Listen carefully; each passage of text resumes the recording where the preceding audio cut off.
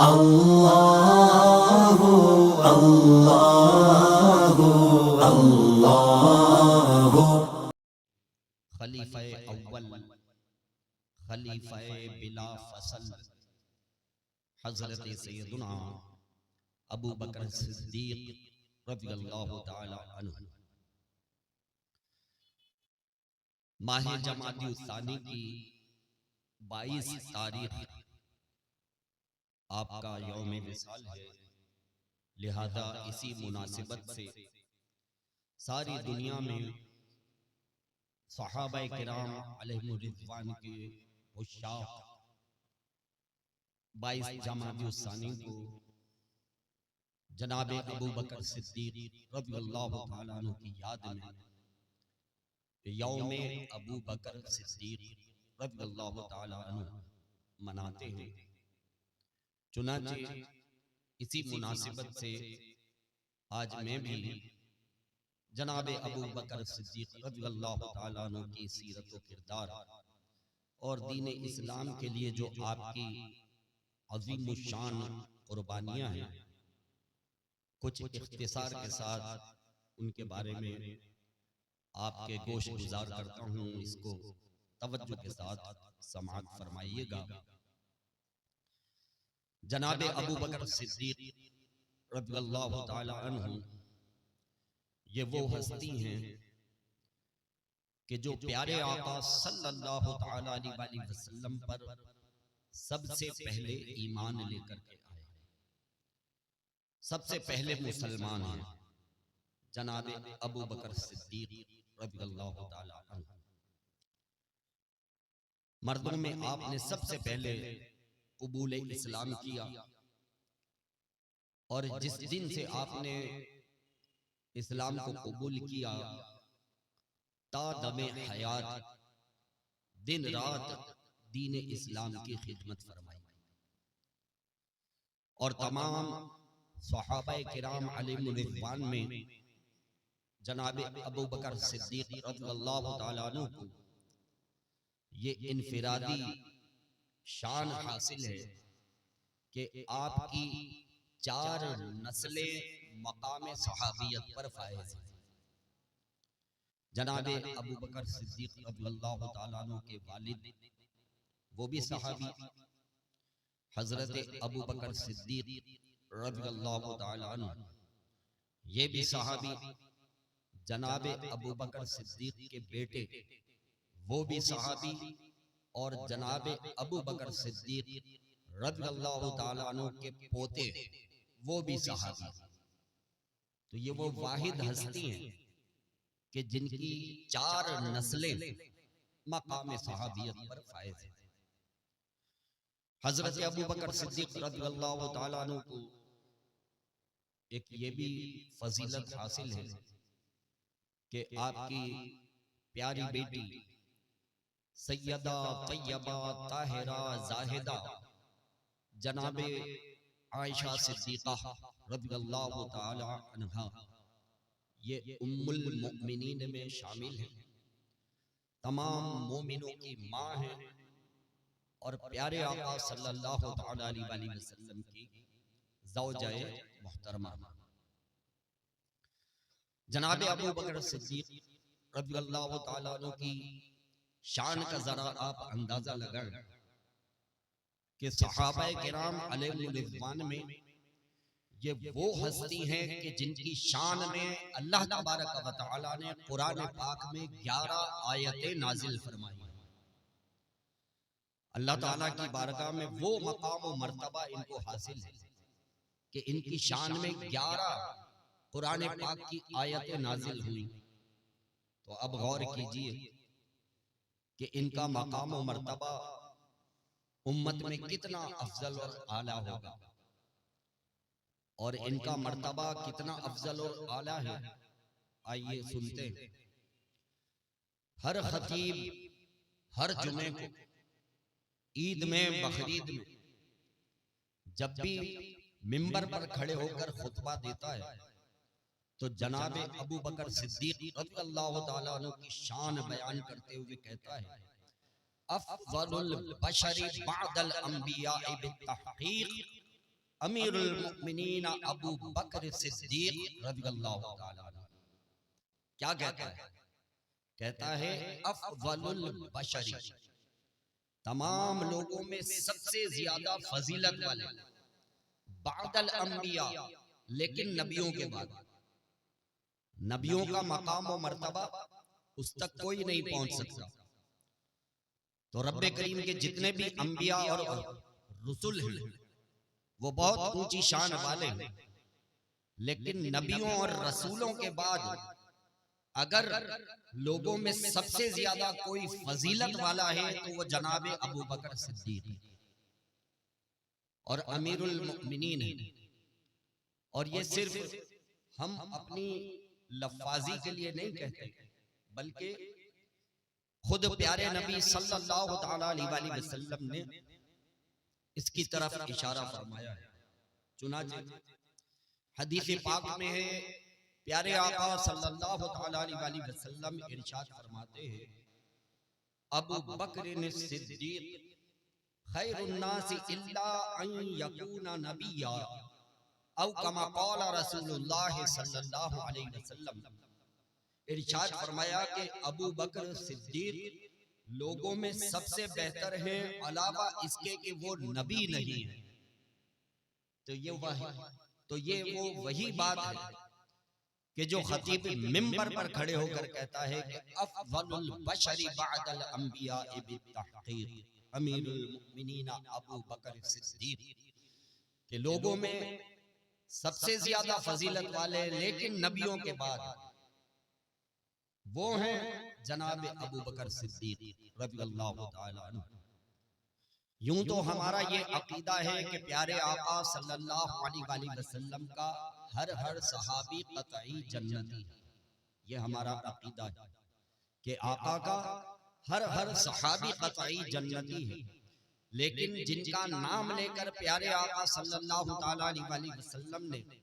ان کو جنت کی بشارت عطا فرمائی، وہ عشرہ مبشرہ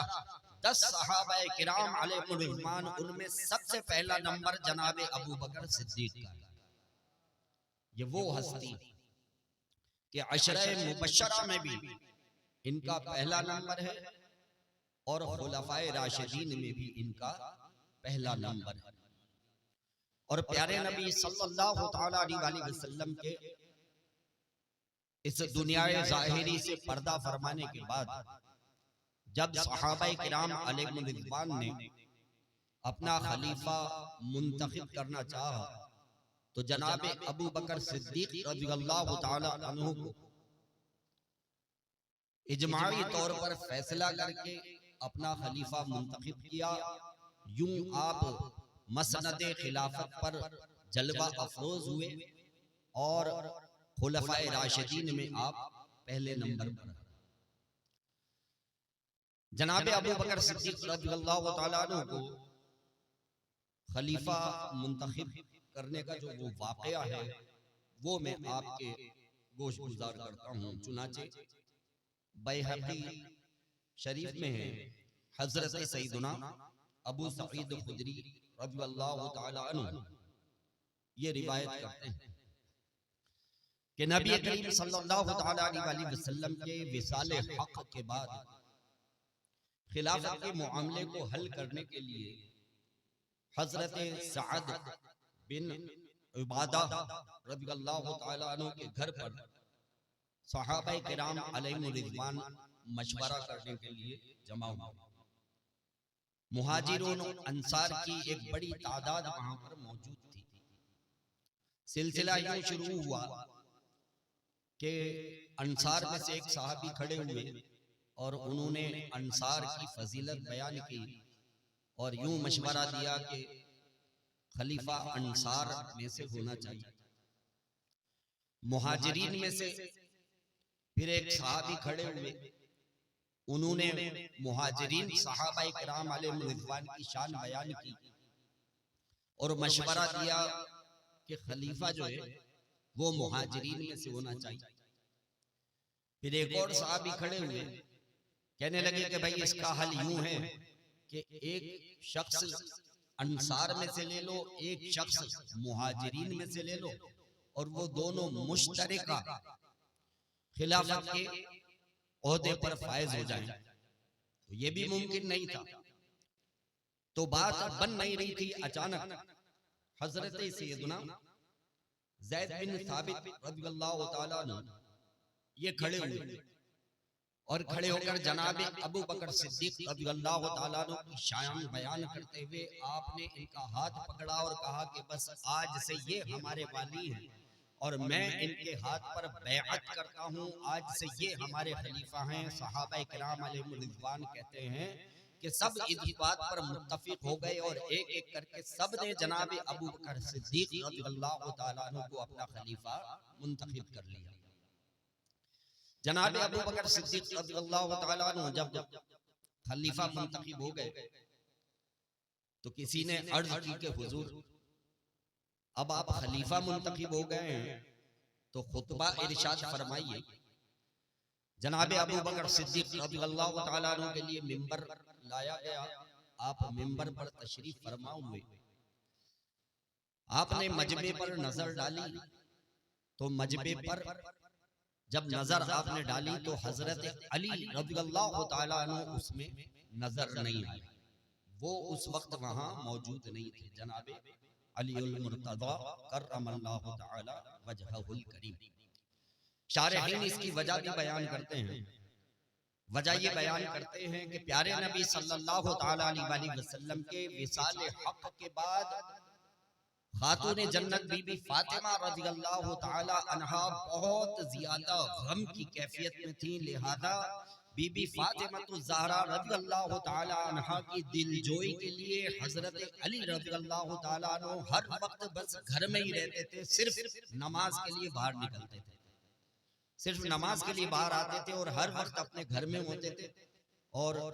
خاتون جنت رضی اللہ تعالی عنہا کی دل جوئی فرمایا کرتے تھے اور ان کو تسلیاں دیا کرتے تھے۔ تو حضرت ابو بکر صدیق رضی اللہ تعالیٰ عنہ نے جب مجمع پر نظر ڈالی تو جناب علی رضی اللہ تعالیٰ عنہ نظر نہیں آئے، تو آپ نے ارشاد فرمایا کہ اس وقت تک میں خطبہ نہیں دوں گا جب تک کہ علی نہ آ جائے، اس وقت تک میں خطبہ نہیں دوں گا۔ تو حضرت علی رضی اللہ تعالیٰ عنہ کو گھر سے بلایا گیا، جناب علی رضی اللہ تعالیٰ عنہ اس مجمع میں اور اس مشورے میں تشریف لاتا۔ جب حضرت علی رضی اللہ تعالیٰ عنہ تشریف لائے تو جناب ابو بکر صدیق رضی اللہ تعالیٰ عنہ نے ارشاد فرمایا کہ اے علی، مسلمانوں نے باہمی مشورہ کر کے متفقہ طور پر مجھ کو اپنا خلیفہ منتخب کر لیا ہے، اے علی اب تم بتاؤ کہ تمہارا اس بارے میں کیا خیال ہے کہ تم خلیفہ کس کو دیکھنا چاہتے ہو۔ اب جو جناب علی رضی اللہ تعالیٰ عنہ نے جواب دیا ہے وہ تاریخ اسلام میں سنہرے حروف کے ساتھ لکھا جائے گا۔ جب جناب ابو بکر صدیق رضی اللہ تعالیٰ عنہ نے پوچھا کہ اے علی اب تم بتاؤ کہ تمہارا کیا خیال ہے، جناب علی رضی اللہ تعالیٰ عنہ نے جواب دیا قدمک رسول اللہ فمن الذی یؤخرک، اے ابو بکر صدیق تم تو وہ ہو کہ جن کو اللہ کے رسول نے آگے بڑھایا ہے، جس کو اللہ کا رسول آگے بڑھائے اس کو پیچھے کون کر سکتا ہے۔ راوی کہتے ہیں کہ یہ کہہ کر جناب علی رضی اللہ تعالیٰ عنہ آگے بڑھے اور آگے بڑھ کر جناب ابو بکر صدیق کا ہاتھ پکڑا اور کہا کہ اے ابو بکر آج سے تم بھی میرے خلیفہ ہو۔ تو ہم جناب ابو بکر صدیق رضی اللہ تعالیٰ عنہ کو پہلا خلیفہ کیوں مانتے ہیں؟ اس لیے مانتے ہیں کہ حضرت علی بھی جناب ابو بکر صدیق کو پہلا خلیفہ مانتے ہیں، حضرت علی بھی جناب ابو بکر صدیق رضی اللہ تعالیٰ عنہ کو پہلا خلیفہ مانتے ہیں، اس لیے ہم بھی جناب ابو بکر صدیق رضی اللہ تعالیٰ عنہ کو پہلا خلیفہ مانتے ہیں۔ چند آخری کلمات ہیں وہ میں آپ کی سماعتوں کی نظر کرتا ہوں، اس کو توجہ کے ساتھ سماعت فرمائیے گا۔ تاریخ الخلفاء میں ہے، حضرت سیدنا مقداد رضی اللہ تعالیٰ عنہ اس کی روایت کرتے ہیں اور کہتے ہیں کہ ایک مرتبہ چند صحابہ کرام علیہم رضوان کے ساتھ جناب ابو بکر صدیق رضی اللہ تعالیٰ عنہ کی کچھ تکرار ہو گئی، کچھ تیز باتیں ان کے درمیان ہو گئی۔ حضرت ابو بکر صدیق رضی اللہ تعالیٰ عنہ کو یہ بات سخت ناگوار گزری، لیکن بات آگے نہ بڑھے تو آپ نے صبر کیا اور خاموش ہو گئے۔ اگلی نماز کا جب وقت آیا، مسجد نبوی میں نماز کے لیے حاضر ہوئے۔ نماز کے بعد صحابہ کرام علیہ رضوان پیارے آقا صلی اللہ تعالیٰ علیہ وسلم کے حلقہ بگوش ہو گئے۔ حضور نبی کریم صلی اللہ تعالیٰ علیہ وسلم نے جب جناب ابو بکر صدیق رضی اللہ تعالیٰ عنہ کی طرف دیکھا تو یار غار کے مزاج سے تو آشنا تھے، ان کا چہرہ مبارک دیکھتے ہی سمجھ گئے کہ کچھ نہ کچھ بات ہوئی ہے۔ تو آپ نے کسی سے پوچھا کیا مسئلہ ہے؟ تو انہوں نے بتایا کہ آج اس طرح سے ابو بکر صدیق اور کچھ لوگوں کی آپس میں تیز باتیں ہو گئی۔ راوی کہتے ہیں کہ پیارے آقا صلی اللہ تعالیٰ علیہ وسلم عالم جلال میں کھڑے ہو گئے، اور کھڑے ہونے کے بعد جو آپ نے ارشاد فرمایا ہے وہ ذرا توجہ کے ساتھ سنیے گا۔ راوی کہتے ہیں کہ پیارے آقا صلی اللہ تعالیٰ علیہ وسلم کھڑے ہو گئے، اور کھڑے ہو کر آپ نے ارشاد فرمایا الا تدعون لی صاحبی، اے لوگو میرے لیے میرے دوست کو چھوڑ دو،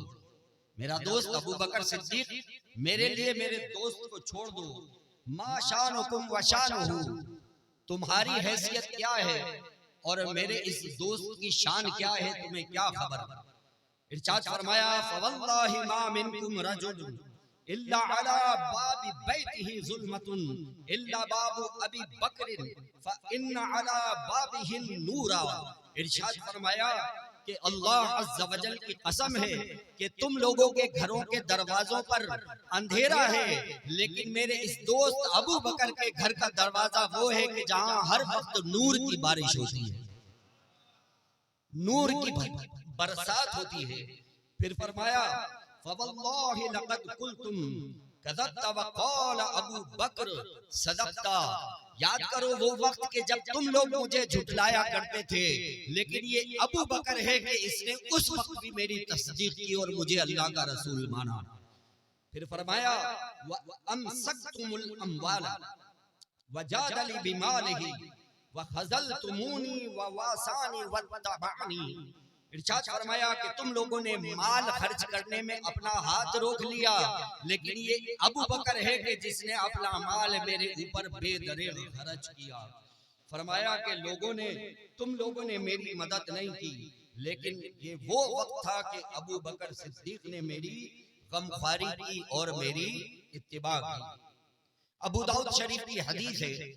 حضور نبی کریم صلی اللہ تعالیٰ علیہ وسلم نے ایک مرتبہ جناب ابو بکر صدیق رضی اللہ تعالیٰ عنہ کو مخاطب کر کے ارشاد فرمایا اما انکا یا ابا بکر اول من یدخل الجنہ من امتی۔ ارشاد فرمایا کہ اے ابو بکر سن لو کہ میری امت میں سب سے پہلے جو جنت میں داخل ہوگا اے ابو بکر وہ تم ہو۔ سبحان اللہ، اے ابو بکر میری امت میں سب سے پہلے جو جنت میں داخل ہوگا بے شک وہ تم ہی ہو۔ تو جبھی تو ہم جناب ابو بکر صدیق رضی اللہ تعالی عنہ کی شان میں جو ہے الفاظ کہتے ہیں، رب کریم ہمارے ان الفاظ کو اپنی بارگاہ میں قبول فرمائے، ہم سب کو جناب ابو بکر صدیق رضی اللہ تعالیٰ عنہ کے غلاموں میں قبول فرمائے، اور قیامت والے دن بھی ہمیں جناب ابو بکر صدیق رضی اللہ تعالیٰ عنہ کے غلاموں میں ہمارا حشر فرمائے۔ گدا صدیق اکبر کا خدا سے فضل پاتا ہے، گدا صدیق اکبر کا خدا سے فضل پاتا ہے، اور خدا کے فضل سے میں ہوں گدا صدیق اکبر کا۔ وآخر دعوانا ان الحمدللہ رب العالمین۔ اگر آپ کو یہ ویڈیو پسند آئی ہو تو اس ویڈیو کو لائک کریں، کامنٹس کریں، شیئر کریں، اور میرے اس چینل کو سبسکرائب کریں۔ جزاک اللہ خیر۔